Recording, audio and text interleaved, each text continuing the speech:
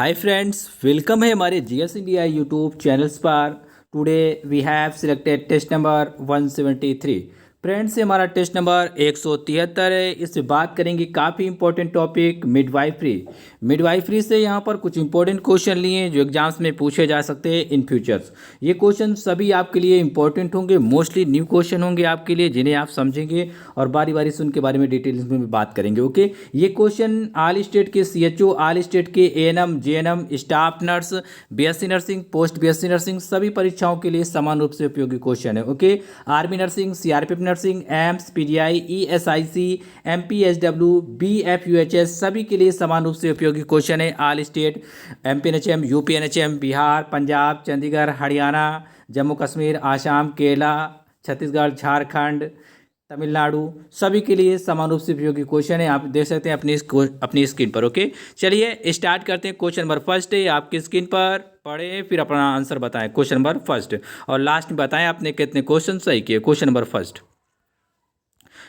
First पे पूछा गया है, गर्भाशय में प्लेसेंटा की स्थिति ज्ञात करने की सर्वोत्तम विधि कौन सी है? What is the best method to determine the position of the placenta in the uterus? क्या है इसका right answer? According to option you have to select the answer. क्या है इसका राइट आंसर? ऑप्शन ए इसका राइट आंसर है। क्या? Option A is the right answer.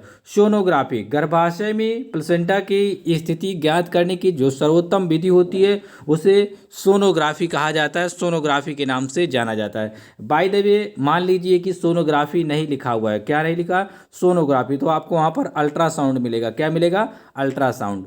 ज़्यादातर सोनोग्राफी दिया जाता है, बाय द वे नहीं दिया जाता है, तो आपको ध्यान रखना चाहिए अल्ट्रासाउंड मिलेगा। Option A is the right answer. यहाँ पर कुछ डिटेल्स मेंशन है, इसे समझते हैं। अगर सोनोग्राफी और अल्ट्रासाउंड क्या एक ही है? हाँ, ये एक ही बात है। ठीक है, तो आपको ध्यान रखना चाहिए सोनोग्राफी को किस नाम से जाना जाता है? अल्ट्रासाउंड के नाम से जाना जाता है। Sonography is also known as ultrasound. Okay, अब यहाँ पर एक ऑप्शन पे मेंशन था एक पॉइंट जिसके बारे में मैंने शायद नहीं बताया आपको, एंजियोग्राफी। एंजियोग्राफी टेस्ट क्या होता है इसके बारे में आपको बताते हैं। ठीक है, इसका क्वेश्चन से कोई लेना देना नहीं, लेकिन ऑप्शन में था इस वजह से इसके बारे में हम यहाँ पर डिफाइन कर रहे हैं ताकि आपको ये पॉइंट भी पता चले कि एंजियोग्राफी क्या होता है। It is and imaging test, एक प्रकार का चित्रीकरण टेस्ट होता है। चित्रीकरण का मतलब होता है कि इमेज दिखाया जाता है। क्या? इमेज के रूप में दिखाया जाता है। डेट यूजेज द एक्सरे, इसमें एक्सरे को यूज किया जाता है to view body blood vessels. इसमें जो बॉडी के जो ब्लड वेसल्स होते हैं आपने देखा होगा, इसको इमेज के रूप में दिखाया जाता है। ठीक है, किसके रूप में? इमेज के रूप में दिखाया जाता है। और किस बारे में अध्ययन किया जाता है इसमें जो ब्लड वेसल्स होती है, वेन होती है, नैरो है, ब्लॉक हो गई, इनलार्ज हो गई, बड़ी हो गई, और मलफॉर्म्ड जैसे कि आर्टरीज, वेन कि इनका जो इमेज है वो कैसा है, सही है या गलत है, क्या क्या प्रभाव पड़े हैं इसमें, मतलब संकुचित हो गई है, सक्रिय हो गई है, ब्लॉक हो गई है, बड़ी हो गई है, छोटी हो गई, इसके बारे में अध्ययन किया जाता है एंजियोग्राफी टेस्ट में। ठीक है, और इसके अलावा बॉडी के कई पार्ट्स लिए जाते हैं जैसे कि इसमें ब्रेन, एब्डोमिन, हार्ट, लेग्स, इन सभी का अध्ययन किया जाता है। ओके, खासकर ज़्यादातर इन सभी के बारे में क्या, जो ब्लड वेसल्स होती है, आर्टरी, वेन, इनका इमेज के रूप में चित्रीकरण किया जाता है और इनके बारे में अध्ययन किया जाता है। जैसे कि आपको पता है, आपका जो बॉडी इसमें क्या होता है, बहुत सारे ब्लड वेसल्स पाए जाते हैं जिसमें क्या होता है, ब्लड भरा होता है। ठीक है, तो इन्हीं का इमेज बनता है, वो एक्सरे के माध्यम से लिया जाता है। एक प्रकार का इमेजिंग टेस्ट होता है। ओके, तो उम्मीद करता हूँ आप समझे होंगे एंजियोग्राफी टेस्ट क्या होता है। ओके, चलते हैं नेक्स्ट क्वेश्चन पर। क्वेश्चन नंबर 2 है आपके स्क्रीन पर, पढ़े फिर आंसर बताएं। क्वेश्चन नंबर 2 पे पूछा गया, पहली तिमाही में गर्भपात का प्रमुख कारण क्या होता है? What is the leading causes of miscarriage in the first trimester? क्या है इसका राइट आंसर?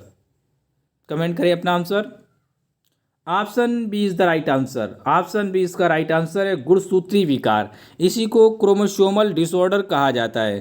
पहली तिमाही में जो गर्भपात का प्रमुख कारण होता है, इसी को क्या कहा जाता है, किसकी वजह से ऐसा होता है? ये गुणसूत्र के विकार होते हैं या गुणसूत्र का डिसऑर्डर होता है। इसे हम कभी एक सिंगल वीडियो के रूप में लेके आएंगे, क्योंकि ये काफ़ी बड़ा टॉपिक है क्रोमोसोमल डिसऑर्डर। ठीक है, इसको हम आपको समझाएंगे क्यों ऐसा होता है, किस वजह से ऐसा होता है। कई बार बताया भी हमने पिछले वीडियो में आपको थोड़ा बहुत, लेकिन इसके बारे में हम सिंगल वीडियो में आपको बताएंगे कि ये क्या होता है, कैसे कार्य करता है और क्यों, कैसे बचा जा सकता है। ठीक है, अगर इससे बचने के कोई चांसेज हैं तो उसके बारे में बात करेंगे, क्या इससे बचा जा सकता है या नहीं बचा सकता है। ठीक है, तो चलते हैं नेक्स्ट क्वेश्चन पर। क्वेश्चन नंबर है नेक्स्ट आपकी स्क्रीन पर। ठीक है, अगर एक बात ध्यान रखिए, जैसे कि यहाँ पर क्रोमोसोमल डिसऑर्डर लिखा है, by the way chromosomal disorder ना मिले आपको हिंदी में तो आपको यही मिलेगा, बाय द वे ना मिले तो आपको ध्यान रखना चाहिए क्रोमोसोमल एबनॉर्मलिटीज लिखा होगा। क्या लिखा होगा? क्रोमोसोमल एबनॉर्मलिटीज, क्योंकि ये एक दूसरे के आपस में सिनोनिम्स होते हैं लगभग। ओके, क्वेश्चन नंबर है आपकी स्क्रीन पर 3, पढ़े फिर आंसर बताएं। क्वेश्चन नंबर 3, प्रसव के कितने समय पश्चात इक्लैम्सिया वाले दौरे आ सकते हैं? How long after delivery can eclampsia seizures occur? क्या है इसका most appropriate answer? According to option आपको सिलेक्ट करना है राइट आंसर क्या है इसका। ऑप्शन ए इसका राइट आंसर है। क्या? ऑप्शन ए 12 से 24 घंटे के आसपास जनरली क्या होते हैं, ये सीजर्स आ जाते हैं, मतलब दौरे आ जाते हैं आफ्टर डिलीवरी। ठीक है, प्रसव के पश्चात, यहाँ पर पूछा गया था प्रसव के पश्चात का मतलब होता है आफ्टर डिलीवरी। ठीक है, और डिलीवरी के कितने समय पश्चात जो इक्लेम्सिया के दौरे होते हैं वो कितने घंटे के अंदर आ सकते हैं। ठीक है, तो वो जनरली आ जाते हैं 12 से 24 घंटे के आसपास आ जाते हैं। बाय द वे आपको इस तरह क्वेश्चन में ऑप्शन में दिया जाए, देखिए ऑप्शन, मान लो कि ऑप्शन ए पे लिखा जाए 12 घंटे के विद इन, मान लो कि 12 आवर्स, विद इन 24 आवर्स या विद इन 48 आवर्स। ठीक है, तब आपका राइट आंसर होगा विद इन 48 आवर्स। ये 48 घंटे के अंदर अंदर आ जाते हैं, 48 घंटे के अंदर अंदर क्या होते हैं, ये आ जाते हैं। लेकिन यहाँ पर ज़्यादातर क्या होता है, जिन ज़्यादा केसेज में जो देखा जाता है वो 12 से 24 घंटे के आसपास देखा जाता है, मतलब इसी के विद इन आ जाते हैं। अगर ऑप्शन में इस तरह मेंशन होता सिंगल की 12 विद इन 12 आवर 24 आवर, तो आ सकते हैं ये 48 घंटे के अंदर ही अंदर आ सकते हैं। लेकिन ज़्यादातर जो केसेस में देखे जाते हैं 12 से 24 घंटे के आसपास देखे जाते हैं। ओके, और तो आपको ध्यान रखना चाहिए, अगर बाय द वे इस तरह मिले आपको 12 से 48 घंटे, तो ये सबसे मोस्ट अप्रोप्रिएट आंसर होगा कि 12 से 48 घंटे के अंदर अंदर आ जाते हैं। ओके, चलते हैं हम नेक्स्ट क्वेश्चन पर। यहाँ पर देख सकते हैं it can be occurs with in 48 hours after the child birth, जैसा कि इस तरह मेंशन किया हमने 12 से 48 घंटे के बीच में ये आ जाते हैं। ज़्यादा केसेज में 12 से 24 घंटे देखा गया है। क्वेश्चन नंबर है आपकी स्क्रीन पर 4, गर्भावस्था में हृदय विकार से क्या समस्या उत्पन्न हो सकती है? What problems can arise from heart disorder in pregnancy? क्या है इसका राइट आंसर? कमेंट करें अपना आंसर। गर्भावस्था में किसी को अगर हार्ट डिसऑर्डर है, ठीक है, तो उससे क्या समस्या आ सकती है? Option c is the right answer. उसका हार्ट फेल हो सकता है। ठीक है, उसका क्या होगा? हार्ट फेल हो सकता है गर्भावस्था में। फेल किसका होता है गर्भावस्था में? मतलब महिलाओं का। ठीक है, ऐसी प्रॉब्लम्स उन्हें देखने को मिल सकती है अगर उनको हार्ट डिसीज गर्भावस्था में, मतलब होता है ड्यूरिंग प्रेगनेंसी उनको जो प्रॉब्लम का फेस करना पड़ेगा अगर उनको हार्ट डिसऑर्डर, कोई भी हार्ट की बीमारी है। ठीक है, तो उनको क्या प्रॉब्लम हो सकती है गर्भावस्था के दौरान? उनका हृदय फेल होने की संभावना हो सकती है। ठीक है, यहाँ पर बात करेंगे नेक्स्ट क्वेश्चन में डिटेल से। ओके, क्वेश्चन नंबर है 5 आपकी स्क्रीन पर, पढ़ें फिर आंसर बताएं। क्वेश्चन नंबर 5, एक्लैम्सिया का कौन सा प्रकार सर्वाधिक गंभीर दुष्परिणाम वाला होता है? What type of eclampsia has the most serious side effects? क्या है इसका राइट आंसर? एक्लैम्सिया का कौन सा प्रकार जो होता है वो सर्वाधिक गंभीर वाला परिणाम दे सकता है? ठीक है, वो होता है प्रसव पूर्व। Option B is the right answer. क्या? Option B is the right answer. Prenatal कहा जाता है इसी को कहा जाएगा हिंदी में प्रसव पूर्व। ठीक है, ये एक्लैम्सिया का एक प्रकार होता है जिसमें ज़्यादा सर्वाधिक दुष्परिणाम देखे जा सकते हैं। ठीक है, मतलब सीरियस साइड इफेक्ट देखे जा सकते हैं, तो वो होता है प्रसव पूर्व या प्रीनेटल। ओके, यहाँ पर अब बात करते हैं प्रीनेटल्स मीन्स होता क्या है। ठीक है, प्रीनेटल का मतलब होता है बिफोर बर्थ, जब भी कोई डिलीवरी होती नहीं है या बेबी क्या होता है माँ की कोख में पल रहा होता है। बेबी क्या होता है, जैसे कि माँ है, माँ के कोख में क्या होता है, बेबी मान लो कि पल रहा होता है, बेबी माँ की कोख में पल रहा होता है, तो इसी को प्रीनेटल कहा जाता है। ड्यूरिंग और रिलेटिंग द प्रेगनेंसी। ओके, इसी को प्रीनेटल कहा जाता है। नेक्स्ट एक क्वेश्चन नंबर आपकी स्क्रीन पर 6, पढ़े फिर आंसर बताएं। सामान्यतया जो एक्लैम्सिया की अवस्था होती है उसे कब देखा जाता है? क्वेश्चन आप पढ़ लें अच्छे से, फिर आंसर बताएं। फिर the condition of the eclampsia is usually seen. क्या है इसका राइट आंसर?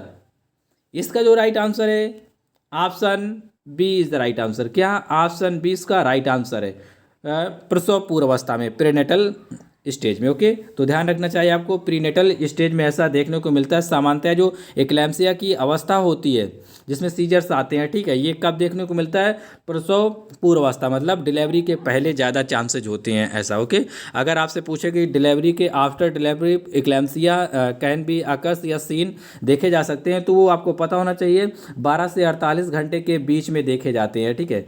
ज़्यादातर केसेज में 12 से 24 घंटे सही होता है, ठीक है, कि मतलब इसमें आ ही जाते हैं उनको दौड़े अगर आएंगे तो। ओके, चलते हैं हम यहाँ पर नेक्स्ट क्वेश्चन। क्वेश्चन नंबर है आपकी स्क्रीन पर 7, पढ़ें फिर आंसर बताएं। क्वेश्चन नंबर 7, एक्लैम्सिया अवस्था में दौरे आने का प्रमुख कारण क्या होता है? What is the main cause of the seizures in eclampsia? Eclampsia अवस्था में जो सीजर्स होते हैं, मतलब दौरे आने का जो प्रमुख मेन काज है वो क्या है? इसका जो राइट आंसर हो ऑप्शन ए है। क्या? Option A is the right answer, वाहिनी संकुचन से O2 प्रभाव की कमी। हिंदी में यहाँ पर लिया है, इंग्लिश में नीचे मेंशन है, उसके बारे में बात करेंगे अभी। हिंदी में आप इसे लिख लेना जैसा लिखा हुआ है ये। आपको ज़्यादा बात माइंड में ना आ रही तो आपको इतना समझना चाहिए क्या होता है। एक्लैम्सिया अवस्था में जब सीजर्स का जो मुख्य कारण होता है उसमें O2 की कमी हो जाती है। किसकी कमी?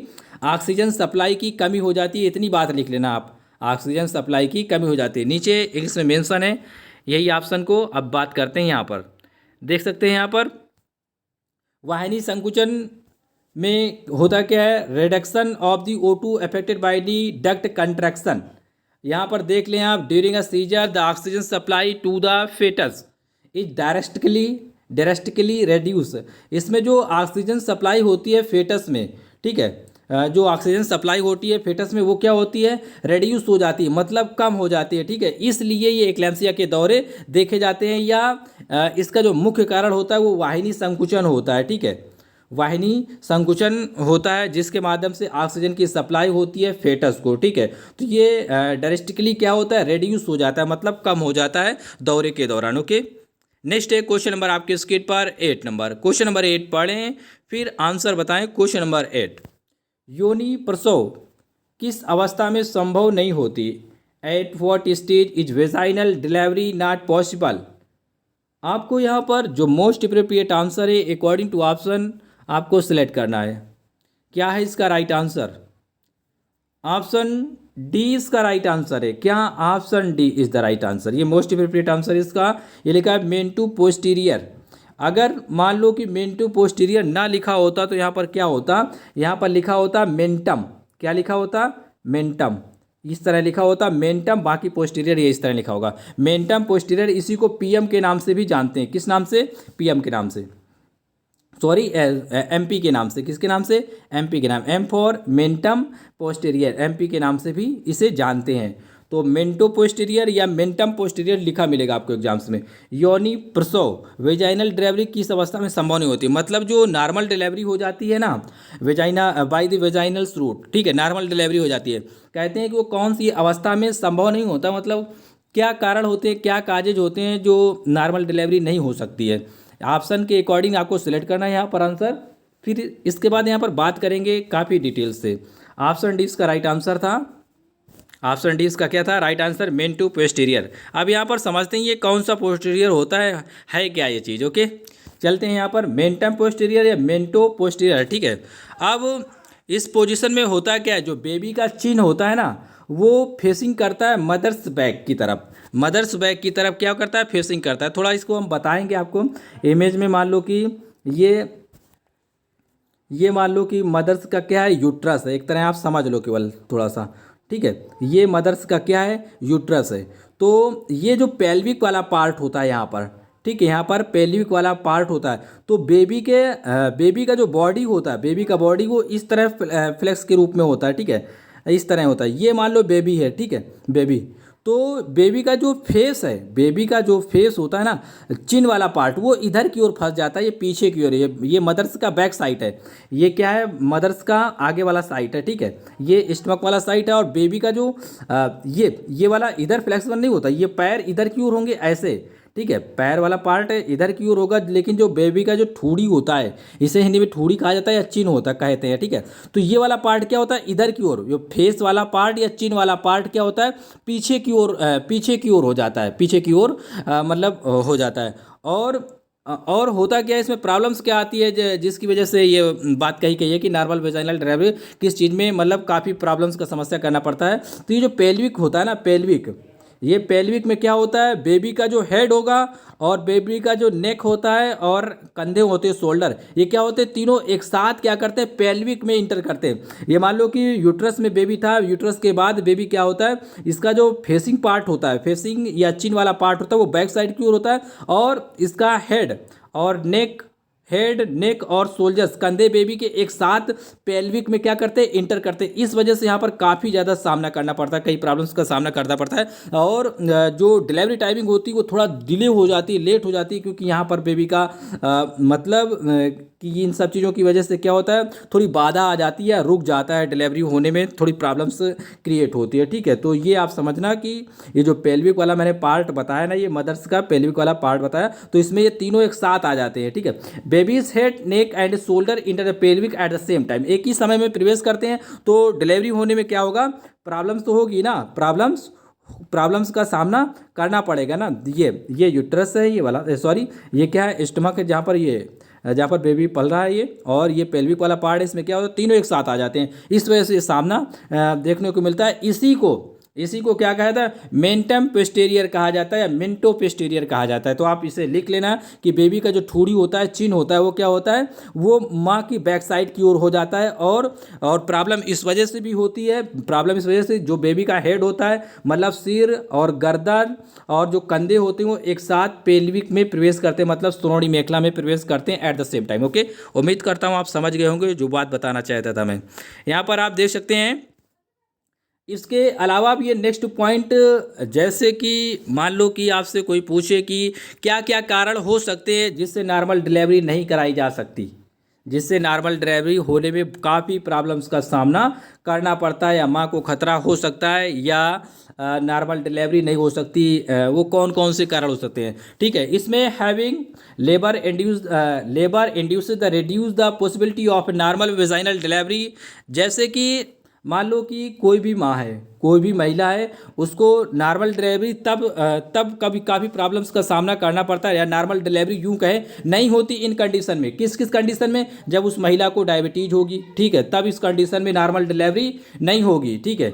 करने को कराया जाता है, लेकिन काफ़ी रिस्क होता है, ठीक है। तो नॉर्मल डिलीवरी नहीं कराई जाती है, नहीं होती, ठीक है। हार्ट डिसीजेज या हार्ट की कोई समस्या होता है, तब भी नॉर्मल डिलीवरी नहीं होती, ठीक है। हाइपरटेंशन मतलब बताया था, हाई बीपी की जब प्रॉब्लम्स होती है, तब भी महिला को नॉर्मल डिलीवरी नहीं कराई जाती है, नहीं होती, ठीक है। अस्थमा की प्रॉब्लम्स होती है, तब भी महिला को नॉर्मल डिलीवरी नहीं कराई जाती है, ठीक है। नेक्स्ट पॉइंट है ओबेसिटी। जब भी कोई महिला मोटापा से ग्रसित होती है, किससे, मोटापा से ग्रसित होती, तब भी नॉर्मल डिलीवरी नहीं कराई जाती, ठीक है। फिर क्या है, लास्ट पॉइंट पे लिखा है रेनल डिसीज। जब किसी महिला को रेनल डिसीज मतलब ये किडनी से रिलेटेड डिसीज होती है, ठीक है, रेनल डिसीज की अगर समस्या का सामना कर रही है, तब भी वो नॉर्मल डिलीवरी से नहीं गुजर सकती है, नॉर्मल डिलीवरी नहीं कराई जा सकती। तो जो ऊपर पॉइंट बताया था ना मैंने, ऊपर जो पॉइंट बताया था वो अकॉर्डिंग टू ऑप्शन था। ऊपर जो मैंने मेंशन किया था, ऊपर जो मैंने इसके बारे में बताया ना, जैसा कि क्वेश्चन में पूछा गया था, ये अकॉर्डिंग टू ऑप्शन के बारे में बताया था। जैसे उस पर लिखा था मेंटो पोस्टीरियर, मेंटो इंटीरियर, तो किस अवस्था में ऐसा होगा, वो अकॉर्डिंग टू ऑप्शन था। ये यहाँ पर आपके लिए नॉलेज के लिए पॉइंट मैंने रखे हुए हैं, ठीक है, ताकि आपको पता चले कि किन किन अवस्थाओं में नॉर्मल डिलीवरी नहीं हो सकती। आप यही हिंदी में लिख लेना या इंग्लिश में कि normal delivery is not possible in this condition. वो कौन सी कंडीशन होती है, कौन सी डिसीज होती है, या नॉर्मल डिलीवरी नहीं कराई जा सकती इन कंडीशन में, किन किन, जैसे कि डायबिटीज, मधुमेह बीमारी होगी, हृदय संबंधी कोई विकार होगा, हाइपरटेंशन, हाई बीपी होगा, अस्थमा डिसीज होगा, मोटापा ओबेसिटी होगा, और रेनल बीमारी होगी। इन कंडीशन में नॉर्मल डिलीवरी संभव नहीं होती या नहीं कराई जाती। बाकी अकॉर्डिंग टू ऑप्शन, जैसा ऑप्शन में दिया गया था उसके हिसाब से ऊपर ऑप्शन सही है और ये कंडीशन है। इसके अलावा जो मेनली आंसर होते हैं या जिनके बारे में आपको पता होगा थोड़ा बहुत या जान सकते हैं कि ऐसी ऐसी प्रॉब्लम्स होगी तो महिला को नॉर्मल डिलीवरी में काफ़ी प्रॉब्लम्स आती है या ऐसी कंडीशन में नॉर्मल डिलीवरी नहीं कराई जाती। ओके, उम्मीद करता हूँ समझे होंगे आप। नेक्स्ट क्वेश्चन पे बात करते हैं। क्वेश्चन नंबर 9 है आपकी स्क्रीन पर, फिर पढ़ें से आंसर बताएं। Okay, question number 9। Question number 9 पे पूछा गया है गर्भावस्था के, क्वेश्चन नंबर 9 पे क्या पूछा गया है, गर्भावस्था के 34 सप्ताह पर यदि बुखार, मतलब 34 या 35 वीक पर यदि बुखार, तीव्र हृदय गति या पीलापन बॉडी में या लीवर में सूजन जैसे लक्षण आए तो क्या दर्शाता है। what does this indicate? If you have symptoms like fever, rapid heart rate, yellowing and swelling in the liver at 34 weeks of the pregnancy, क्या दर्शाता है। क्वेश्चन नंबर आप 9 पढ़ ले अच्छे से, फिर इसके बाद according to option you have to select the right answer. क्या है इसका राइट आंसर? इसका जो राइट आंसर है ऑप्शन सी है, मलेरिया की कंडीशन ऐसी होती है। ठीक है, गर्भावस्था के 34 सप्ताह पर यदि किसी महिला को बुखार आ जाता है, क्या आ जाता है, बुखार मतलब फीवर आ जाता है, तीव्र हृदय गति हो जाती है, मतलब जो हार्ट रेट है वो ज़्यादा तेज चलने लगती है, मतलब काफ़ी हार्ट बीटिंग क्या होती है, बढ़ जाती है, पीले त्वचा जो स्किन होती है वो पीली हो जाती है, हाथ पैर आई जो आंखों के पार्ट हैं या बॉडी की स्किन है वो क्या होता है, पीलापन आ जाता है, लीवर में सूजन आ जाती है। लीवर का सूजन का मतलब यकृत में, जिगर में आपके सूजन, इन्फ्लेमेशन आ जाती है। ठीक है, तो ऐसी कंडीशन अकॉर्डिंग टू ऑप्शन क्या था। ठीक है, तो मलेरिया कंडीशन में ऐसा होता है, महिलाएं जब प्रेगनेंसी में होती हैं तो मलेरिया कंडीशन में ये लक्षण देखने को मिलते हैं, ये सिम्टम्स देखने को मिलते हैं। ओके, ऑप्शन सी इसका राइट आंसर था।